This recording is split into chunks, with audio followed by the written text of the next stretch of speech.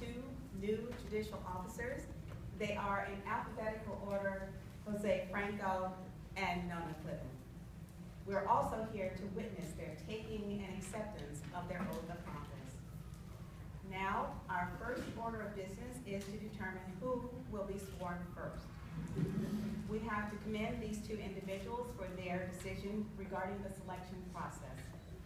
As you may recall, some of you who've been here before, we've had this situation before when there was more than one person to be sworn on the same day at the same time. So we've had different processes for them. I remember hearing once that there was a flip of a coin, and I remember being part of the last one, which was placing the names in a hopper and selecting the names from the hopper to determine who would be sworn first. But our two judges to be are already showing that they are able to make the difficult decisions, and they have decided that Nona Klippen will be sworn first. So we'll begin the ceremony with Nona Klippen, and Nona has asked Judge Mary Greenwood to administer the oath of office to her.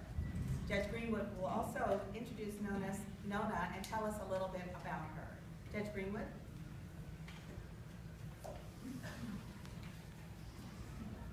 Thank you, Judge Bishop.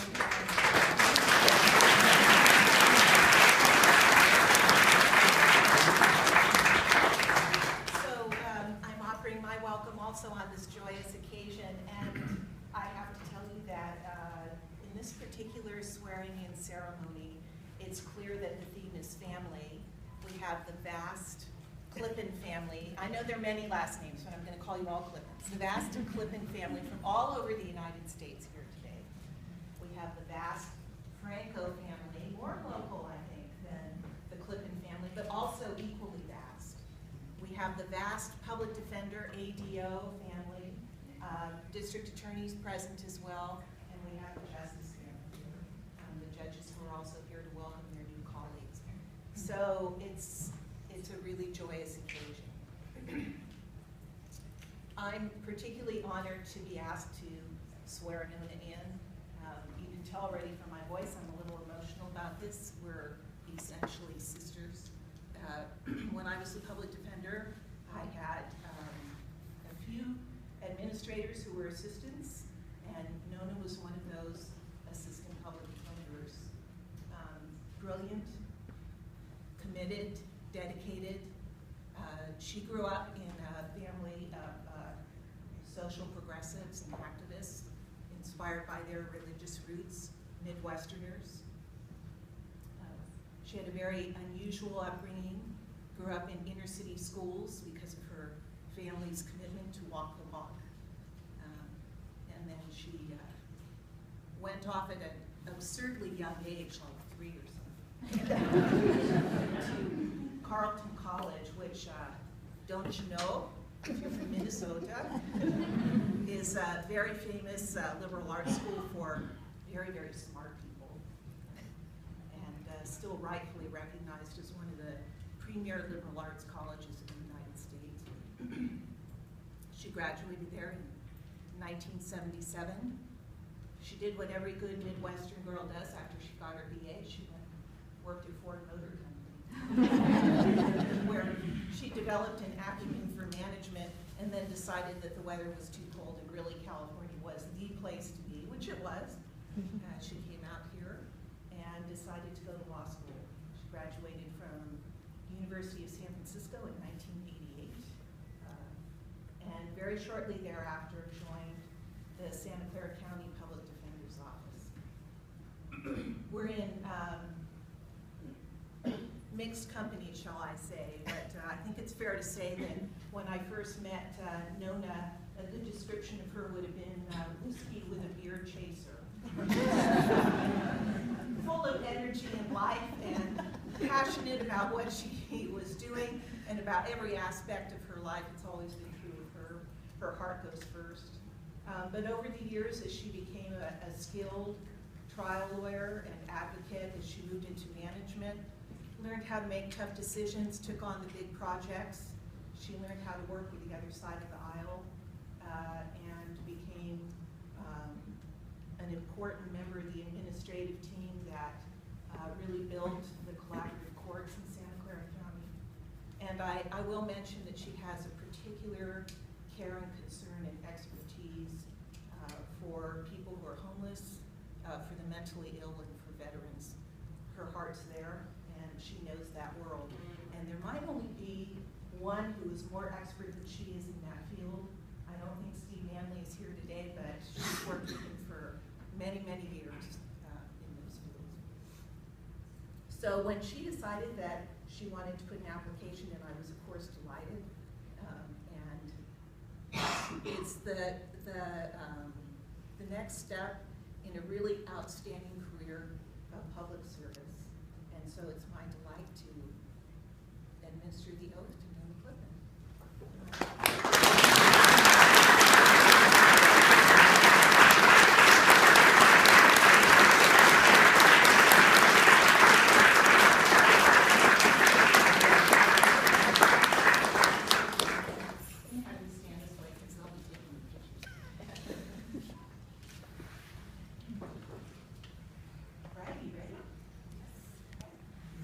Raise your right hand.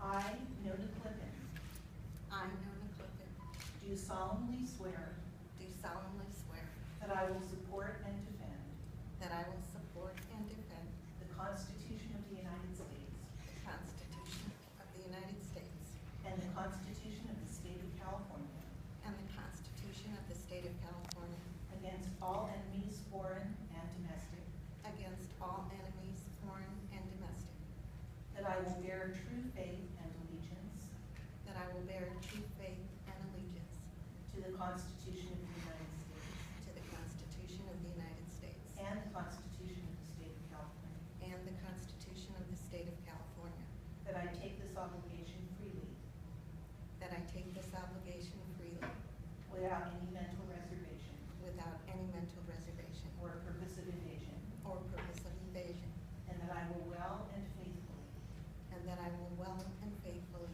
discharge the duties discharge the duties upon which I am about to enter.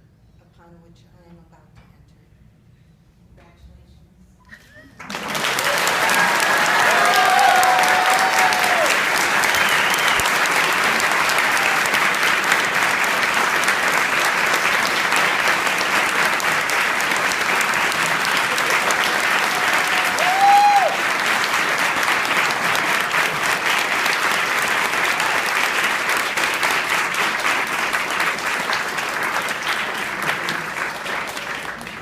Ladies and gentlemen, Judge Klippen is now formally introduced and announced.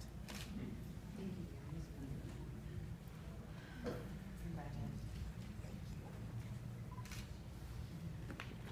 And now Nona's two daughters, Kelsey and Caitlin, will assist her with her robe.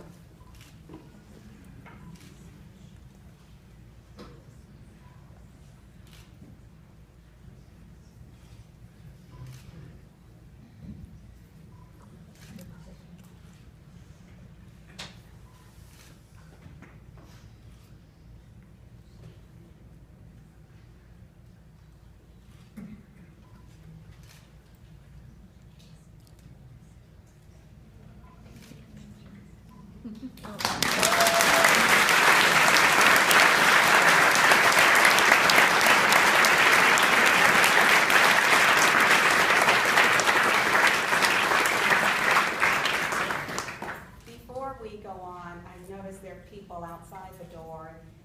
There are two seats for judges up here. Judge Ryan, would you come on up? And is there another judge out there who would like to take a seat, and then we can have some more room in the audience? Okay. So, I'll take a minute and wait. If you want to just try to come on in, we can move over a little bit to the right or to the left.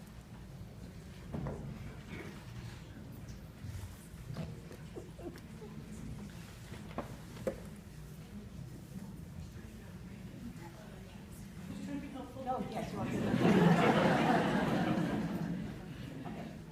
All right. Congratulations again, Nona. Thank you. Would you like to make some remarks? I would. Thank you all. I'm so honored and humbled to be here today.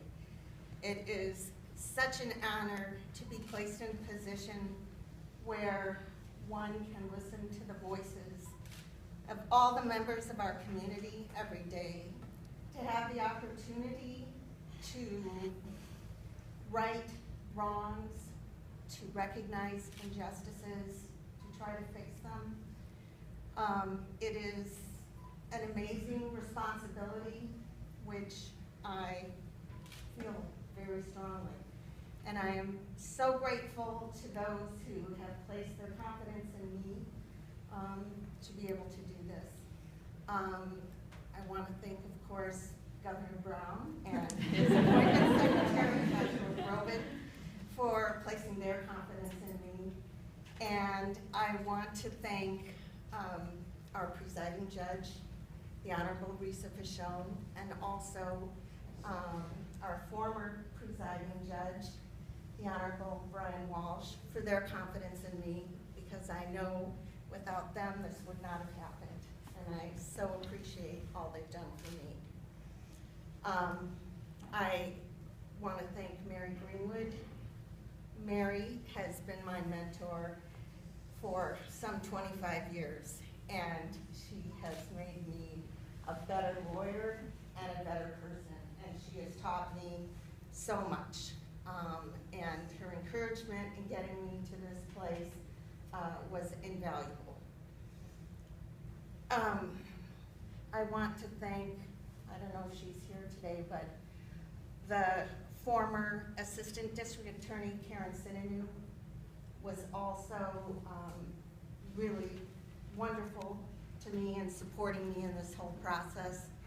And not only that, but she has been a support to me since I first became an acting public defender, acting assistant public defender some 20 years ago, and felt like I didn't know what I was doing then, and she was always encouraging and helpful in helping me to do that job. I would like to introduce my family. They've come a really long way, and I so appreciate that they're here.